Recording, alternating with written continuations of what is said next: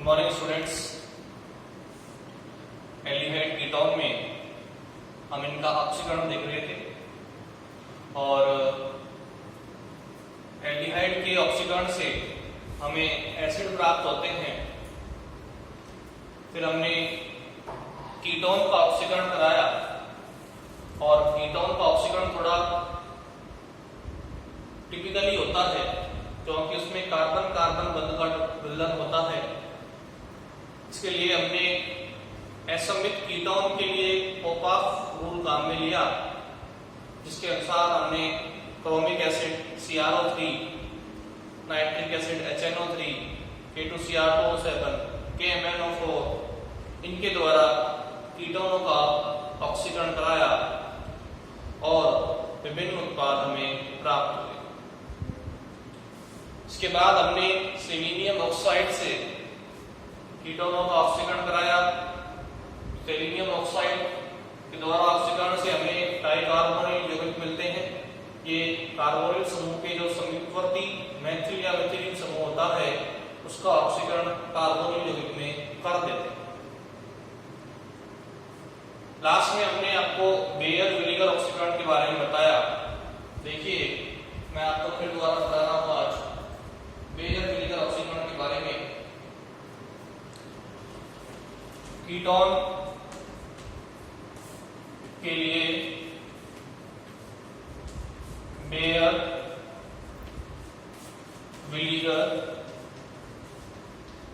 ऑक्सीकरण बहुत important topic है। देखिए, एल्डिहाइड भी बेयर विनेगर ऑक्सीकरण दर्शाते हैं और कीटोन भी क्या दिखाते हैं, बेयर विनेगर ऑक्सीकरण दिखाते हैं। मैंने आपको बताया था कि परअम्लों द्वारा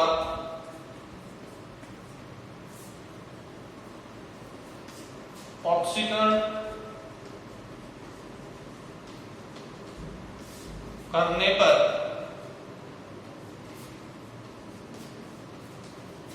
एल्डिहाइड तथा कीटोन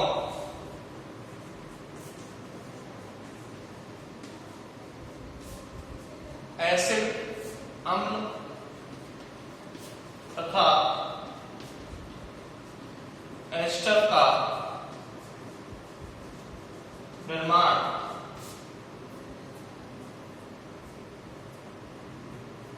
करते हैं। ठीक है, अब ये पदार्थ कौन कौन से थे मैंने बताया आपको। परबेंजोइक अम्ल, ये परबेंजोइक अम्ल, परएसिटिक अम्ल, ये परएसिटिक अम्ल है। ये सभी क्या है, पर अम्ल है और ये क्या होते हैं, ऑक्सीकारक होते हैं। इनके द्वारा जब भी ऑक्सीकरण होगा एल्डिहाइड या कीटोन का तो हमें या तो अम्ल मिलेगा या एस्टर मिलेगा। देखिए, हम एक सिंपल सा एग्जांपल लेते हैं। सबसे पहले एल्डिहाइड का CH3CHO हमने कराया इसका ऑक्सीकरण परबेंजोइक अम्ल से। ये क्या है, परबेंजोइक अम्ल। अब देखो, जब ये ऑक्सीकरण होगा तो यहां से एक ऑक्सीजन इस एल्डिहाइड के अंदर जाएगा और यहां से क्या होगा, इन दोनों समूहों में से एक समूह का विस्थापन होगा, माइग्रेशन होगा, अभिगमन होगा। क्योंकि ये ऑक्सीजन अब यहाँ पे तो ये हाइड्रोजन इस H से बंध बना रहा है, लेकिन जैसे ही ऑक्सीजन आएगा तो इन दोनों समूह में से एक समूह का ये बंध यहाँ से हटेगा और ऑक्सीजन से जुड़ जाएगा। यानी कि यहाँ तो C और H पे बंध बन रहा है। जब यहाँ पे ऑक्सीजन आएगा तो ये CH बंध की जगह O और H पे बंध बन जाएगा, फिर O C से जुड़ेगा। यानी कि यहाँ पर हो क्या रहा है, इस H का प्रतिस्थापन तो नहीं बोलेंगे, अभिगमन हो रहा है, माइग्रेशन हो रहा है। अब इन दोनों समूह में से H का ही अभिगमन क्यों हुआ, क्योंकि H की अभिगमन की प्रवृत्ति ज्यादा होती है मिथाइल समूह से, इस वजह से। तो H ये बॉन्ड टूटा और ये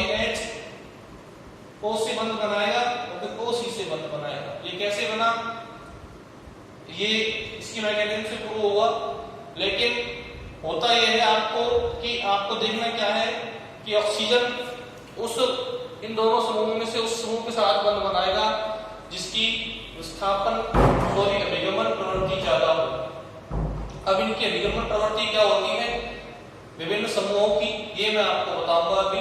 पहले आप इसको नोट कीजिए कि इस तरीके से कार्बोहाइड्रेट अम्ल से जब एसिड एल्डिहाइड का ऑक्सीकरण होता है तो हमें एसिटिक अम्ल मिलता है और बाहर क्या निकल जाता है बेंजोइक अम्ल। ये क्या है बेंजोइक अम्ल और ये क्या है एसिटिक अम्ल। इसको हम क्या बोलेंगे बेंजोइक अम्ल और ये क्या है एसिटिक अम्ल।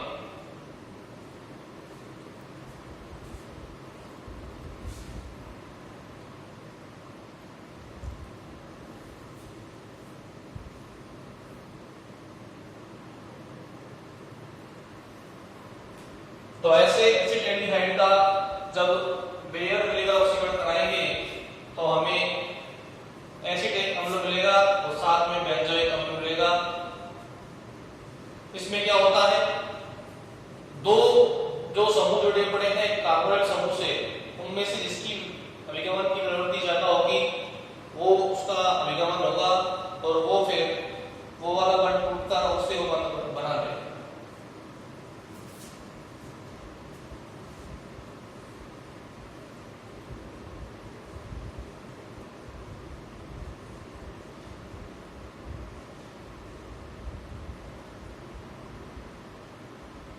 अब हम क्या देखते हैं विभिन्न समूहों की अभिगमन की प्रवृत्ति देखते हैं।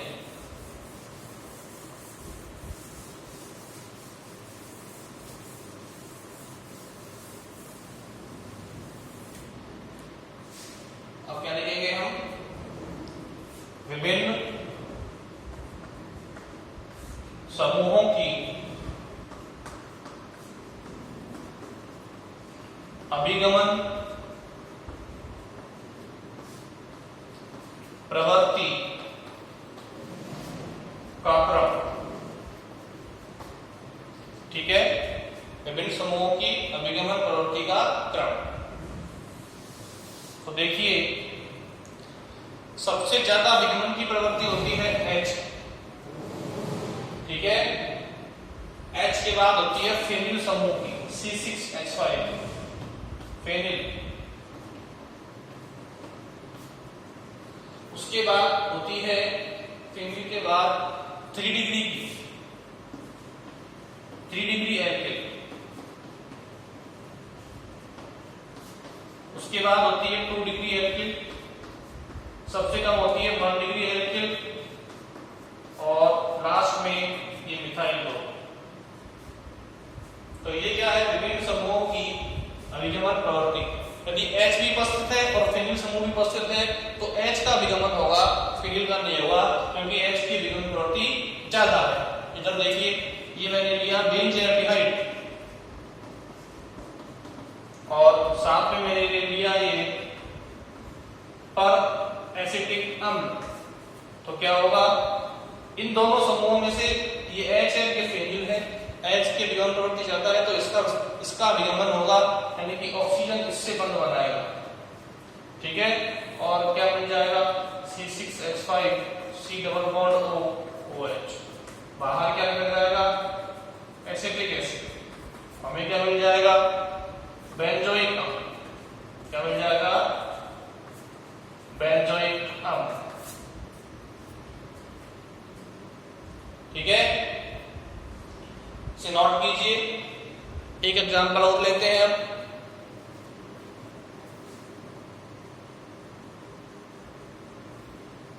तो ये क्या है विभिन्न समूहों की अभिगमन प्रवृत्ति है। कौन से बंध का विस्थापन होगा देखो यहाँ पर C और H पे बंध है और यहाँ पर ये H ने O से बंध बना लिया C से हटके। तो इस समूह का क्या हो रहा है विस्थापन हो रहा है माइग्रेशन हो रहा है अभिगमन हो रहा है। अभिगमन होगा इसका माइग्रेशन।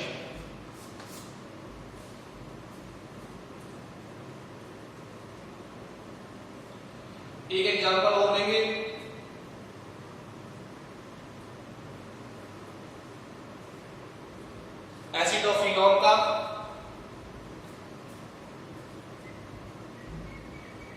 तो ये रिंगमन की प्रवृत्ति आप नोट कीजिए, बहुत ही इंपॉर्टेंट है।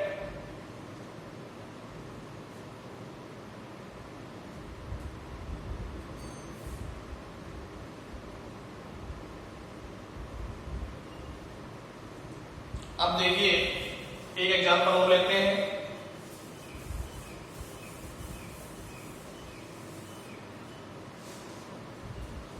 देखो ये C6H5COCH3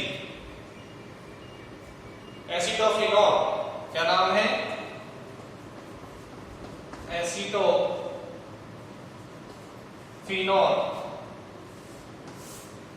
इसका होगा पर अम्लों से ऑक्सीकरण, कोई भी पर आपने ले लिया RC≡OOH, ठीक है, एक कॉमन फॉर्मूला है पर अम्लों का। अब क्या होगा, मैथिल समूह में और फेनिल समूह में फेनिल समूह की अभिगमन प्रवृत्ति ज्यादा होती है, तो इसका स्थानांतरण होगा और ये ऑक्सीजन यहां से हटके यहां आ जाएगा। हमें क्या मिलेगा? C6H5OCOCH3 फेनिल एसीटेट, ठीक है, और एसिड बाहर निकल जाएगा इस तरीके से। फेनिल और CH3 में से फेनिल का विस्थापन हुआ, विघटन हुआ और हमें उत्पाद क्या मिला? Phenyl acetate. इसे नोट करो आप।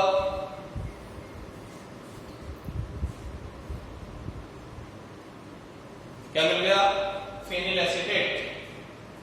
तो ये सारे एग्जांपल्स बहुत ही इंपॉर्टेंट है। इधर O है ना, कार्बोनिल O।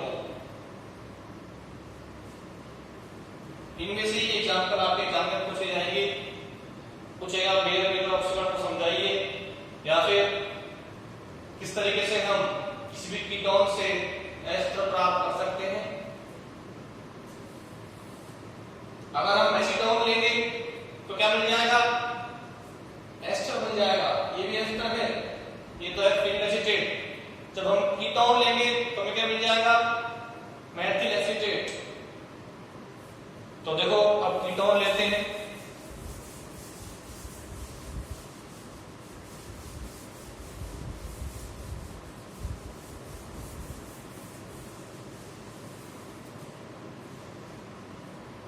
हमने ये लिया ketone acetone, CH3 C≡O CH3, ये एसीटोन है। इस एसीटोन का हमने कराया ऑक्सीकरण परबेंजोइक अम्ल से। अब क्या होगा? दोनों साइड सममित कीटोन है, ऐसा कीटोन है ये सममित, दोनों साइड CH3 है, तो कहीं भी हम क्या कर सकते हैं? ऑक्सीजन को जोड़ सकते हैं किसी भी CC बल्ब के बीच में। तो हमें क्या मिल जाएगा? CH3 C≡O CH3 Maithil acetate. ये एस्टर बन गया एसीटोन के ऑक्सीकरण से, और बाहर निकल जाएगा बेंजोइक अम्ल C6H5COOH। तो इस तरीके से कीटोन का क्या होता है? ऑक्सीकरण परबेंजोइक अम्ल। इसका नाम क्या है? परबेंजोइक अम्ल। देखिए सेकंड ईयर के सिलेबस में अधिकतर रिएक्शन है, और ये रिएक्शन आपने लिख दी तो सीधा क्वेश्चन ये पूछेगा कि किस तरीके से हम एसीटोन से मैथिल एसीटेट बनाएंगे। आपको ध्यान रखना होगा कि बेयर विनेगर ऑक्सीकरण से हम आसानी से एसीटोन को एस्टर में बदल सकते हैं। तो ऐसे क्वेश्चन आएंगे बनके, वहां पर आपको ये रिएक्शन शो करनी है, ठीक है। फर्स्ट ईयर में आपके थोड़ा थ्योरेटिकल मैटर था, इस बार आपके मैक्सिमम रिएक्शन ही है, और क्वेश्चन भी ऐसे बन के आएंगे कि हम एसीटोन से मैथिल एसीटेट कैसे बनाएंगे। तो आपको ध्यान रखना होगा कि एसीटोन एक कीटोन है और मैथिल एसीटेट एक एस्टर है, तो कैसे किन किन अभिक्रियाओं से हम एक कीटोन को एस्टर में कन्वर्ट कर सकते हैं, तो उनका मदद आप लेंगे। उनमें से एक है बेयर विनेगर ऑक्सीकरण। तो यहां पर आकर हमारा ये बेयर विनेगर ऑक्सीकरण खत्म होता है।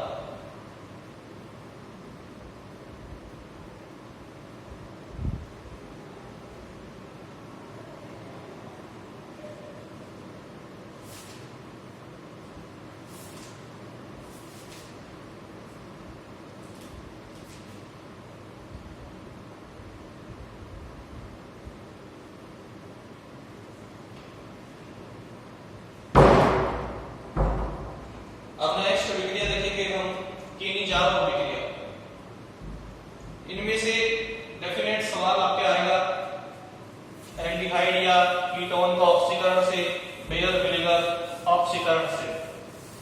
हर साल पूछे जाते हैं किस तरीके से कीटोन से एस्टर बनाएंगे, किस तरीके से एल्डिहाइड से एस्टर बनाएंगे, ये क्वेश्चन आपके आते रहते हैं।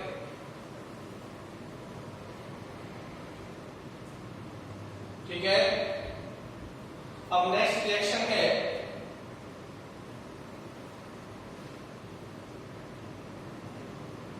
केनी-जारो अभिक्रिया।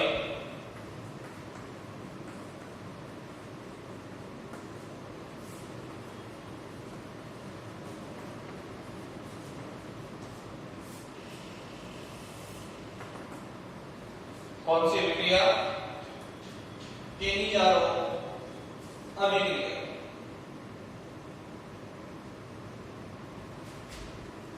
देखिए केनी-जारो अभिक्रिया में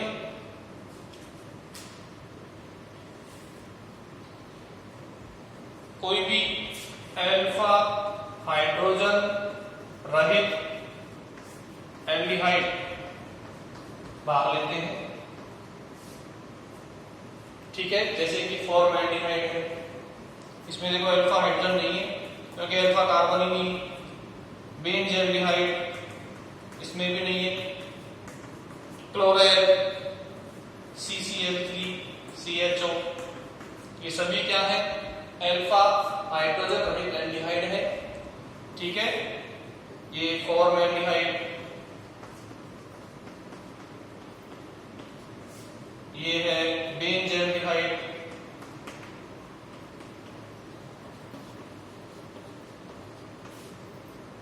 ये है क्लोराइड।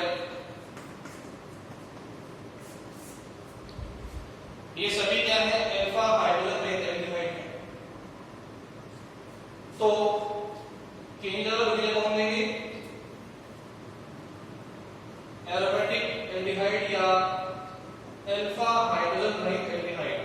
ये कैसा एल्डिहाइड है? एरोमेटिक बेंजील्डिहाइड। तो अल्फा हाइड्रोजन रहित एल्डिहाइड या एरोमेटिक एल्डिहाइड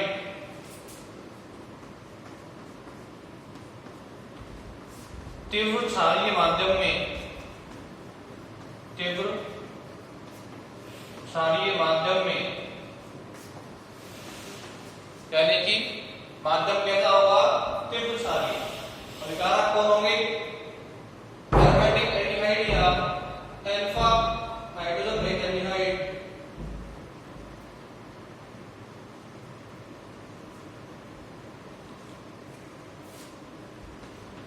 एक ही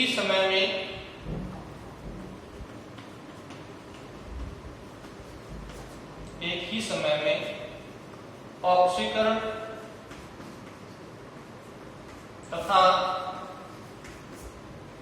अपचयन, यानी कि एरोमेटिक एल्डिहाइड या अल्फा हाइड्रोजन रहित एल्डिहाइड का तीव्र क्षारीय माध्यम में एक ही समय में ऑक्सीकरण तथा अपचयन होना कहलाता है केनी-जारो अभिक्रिया।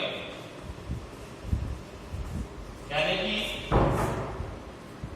कोई भी अल्फा हाइड्रोजन रहित एल्डिहाइड है या एरोमेटिक एल्डिहाइड है, वो तीव्र क्षारीय माध्यम में उसका एक ही समय में क्या होता है? ऑक्सीकरण या अपचयन होता है, उसे हम बोलेंगे केनी-जारो अभिक्रिया। इनके एग्जांपल्स कौन से हैं? फॉर्मल्डिहाइड है, ठीक है, एरोमेटिक एल्डिहाइड और बेंजील्डिहाइड है, क्लोराइड है, ये सभी ये किन्हीं चारों अभिक्रिया देंगे। देखो इसमें क्या होगा, एक एल्डिहाइड का तो हो जाएगा ऑक्सीकरण, अब एक एल्डिहाइड का ऑक्सीकरण होगा और एक का क्या हो जाएगा अपचयन। एल्डिहाइड के अपचयन से क्या बनते हैं एल्कोहल, तो एक एल्डिहाइड तो अपचयन के द्वारा एल्कोहल बना देगा और दूसरा एल्डिहाइड का ऑक्सीकरण द्वारा क्या बना देगा, अम्ल बना देगा। लेकिन माध्यम क्षारीय है तो हमें उस अम्ल का लवण प्राप्त होगा। ठीक है, तो मैं आपके सामने एग्जांपल लिख रहा हूं। देखो हमने क्या किया, दो फॉर्मेल्डिहाइड के अणु लिए, ठीक है, दो लिए, साथ में कौन लिया, क्षार NaOH,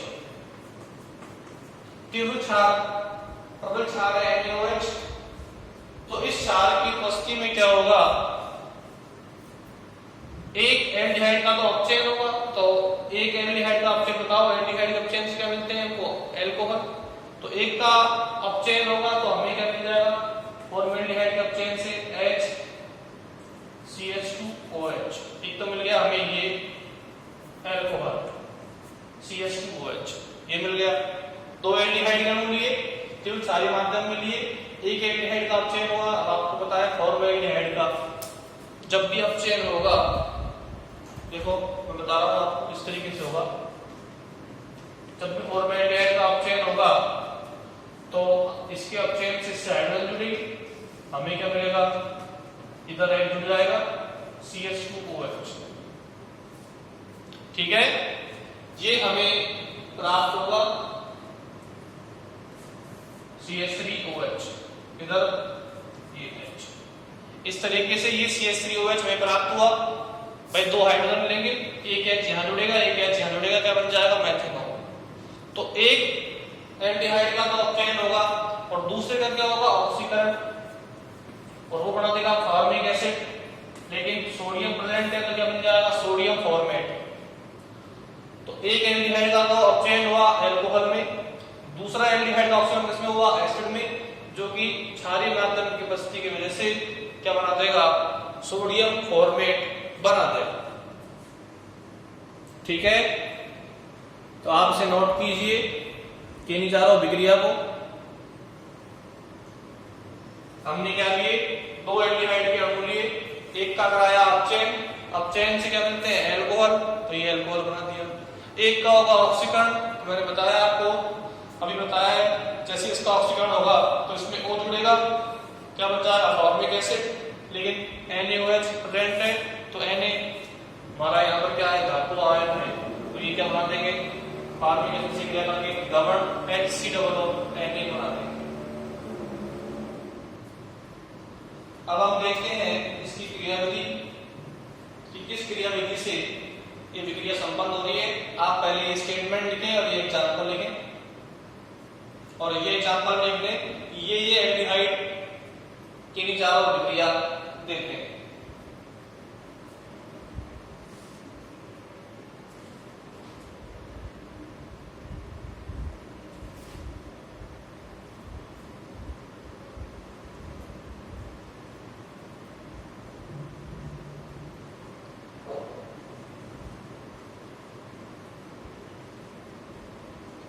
अब देखिए इस रिएक्शन का मैकेनिज्म देखते हैं।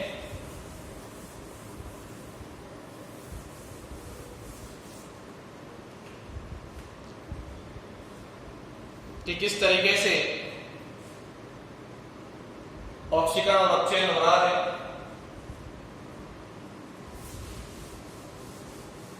देखो ये एक असमानुपातन विक्रिया है।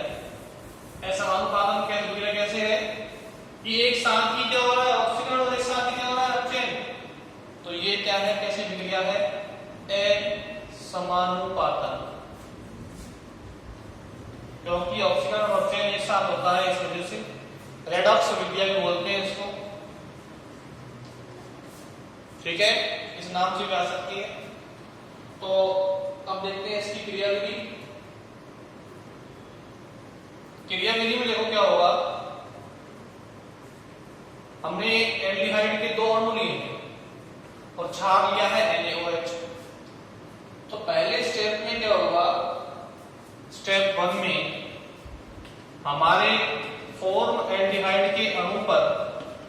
हमारा क्षार जो है NaOH वो हमला करेगा, क्योंकि क्षार है एक नाभिक स्नेही, ये है एक इलेक्ट्रॉन स्नेही।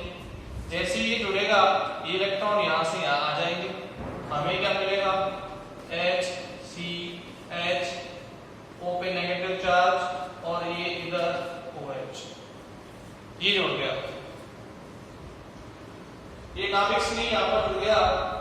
और फिर ये क्या करेगा, ये इलेक्ट्रॉन यहाँ से यहाँ आएंगे और ये इलेक्ट्रॉन H जो है H माइनस के रूप में बाहर निकल जाएगा, हमें क्या मिलेगा HC double bond O formic acid, और ये हाइड्राइड आयन बाहर हो गया, इसे हम बोलते हैं हाइड्राइड आयन।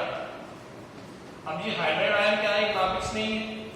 एक अणु पे हमने फॉर्मेल्डिहाइड के पे क्षार का हमला कराया, जिससे हमें ये मिला, इसके पुनर्विन्यास से हाइड्राइड आयन बाहर निकला और हमें क्या मिल गया फॉर्मिक एसिड। अब ये हाइड्राइड आयन बाहर निकल गया, ठीक है। अगले स्टेप में क्या होगा, ये हाइड्राइड आयन एक नाभिक स्नेही है जो क्या करेगा, दूसरे फॉर्मेल्डिहाइड के अणु पर हमला करेगा। आप देखो फिर वही रिएक्शन, ठीक है। ये फॉर्मेल्डिहाइड इस पे अटैक करेगा, हमारा ये H माइनस, कैसे, जैसे ये OH माइनस कर रहा है, इलेक्ट्रॉन यहां से यहां, हमें क्या मिल जाएगा HCH, O पे माइनस और इधर ही जुड़ गया H, ये CH3O माइनस हमें यहां प्राप्त हो गया। अब देखो क्या होगा, ये है एसिड और ये है CH3O माइनस। तो एसिड की प्रवृत्ति होती है प्रोटॉन तारने की, तो ये जो हमारा फॉर्मिक एसिड है ये क्या करेगा, ये प्रोटॉन त्यागेगा और किसको दे देगा, इस CH3O माइनस को दे देगा। ये प्रोटॉन यहां से कहां से जाएंगे, इधर, जिससे क्या बन जाएगा, देखो HCOO माइनस और CH3OH, जो कि सोडियम से क्या बना देगा HCOONA। तो इस तरीके से केमिचारो विक्रिया में हाइड्राइड आयन का विस्थापन होता है। ये HCOO माइनस सोडियम से जुड़ के क्या बना देगा, सोडियम क्लोराइड। तो बहुत ही इंपॉर्टेंट रिएक्शन है। इसमें क्या होता है, हाइड्राइड आयन का H माइनस का ट्रांसफर होता है, ठीक है। और उत्पाद क्या मिलते हैं, अम्ल के लवण और एल्कोहल। एक एल्डिहाइड का अपचयन होगा एल्कोहल में, एक एल्डिहाइड का ऑक्सीकरण होगा अम्ल में, फॉर्मिक अम्ल में, लेकिन क्षारीय माध्यम है इसलिए वो अम्ल H प्लस त्याग करके लवण बना देगा सोडियम फॉर्मेट, ठीक है। तो आप इसे नोट कीजिए क्रिया विधि को, बहुत इंपॉर्टेंट है। मैंने आपको पहले रिएक्शन के बारे में बताया, फिर एग्जांपल लिखा और फिर ये क्रिया विधि बताई। ये स्टेप, पहला स्टेप यहाँ से चलेगा, यहाँ बाहर निकल जाएगा H माइनस आयन। ये H माइनस आयन एक नाभिक स्नेही है जो दूसरे एल्डिहाइड से मिलके ये CH3O माइनस मेथॉक्सी आयन बना देगा।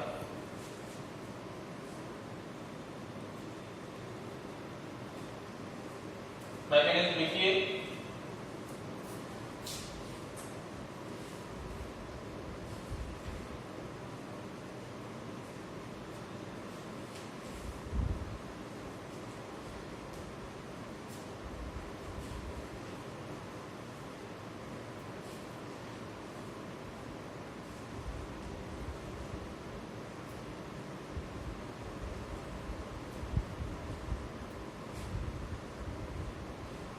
तो आज की क्लास में हमने स्टार्टिंग में शुरू किया बेयर विलिगर ऑक्सीकरण, जिससे हमने कीटोनों का ऑक्सीकरण कराया, एल्डिहाइड का ऑक्सीकरण कराया परबेंजोइक एसिड या पर एसिड से, जिससे हमें एसिड और एस्टर प्राप्त हुए। इसमें एक समूह का, कार्बोनिल समूह के जो दो एल्किल समूह जुड़े हैं या दो समूह जुड़े हैं उनका अभिगमन होता है। अभिगमन की प्रवृत्ति मैंने बताई थी आपको, क्या क्या होती है, जिसकी अभिगमन प्रवृत्ति ज्यादा होती है उसी का ही अभिगमन होता है।